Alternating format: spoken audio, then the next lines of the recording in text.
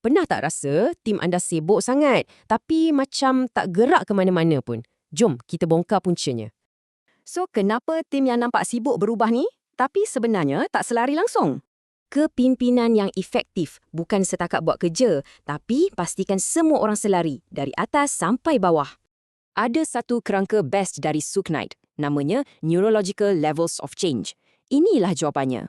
Bila pemimpin faham kerangka ni, mereka boleh nampak organisasi dengan lebih jelas. Jom kita bedah siasat.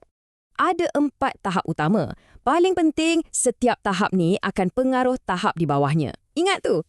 Kita mula dari paling atas, tujuan dan identiti. Senang cerita, kenapa syarikat anda wujud? Lepas tu, kepercayaan dan nilai.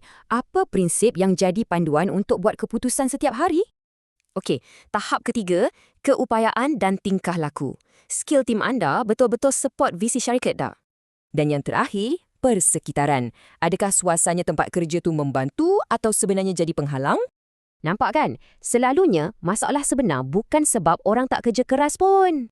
Masalahnya, semua orang bergerak tapi tak ke arah yang sama. Inilah punca masalah sebenar. So, faham ke faham? Guna kerangka ni untuk cek tim anda. Mana satu tahap yang paling lari?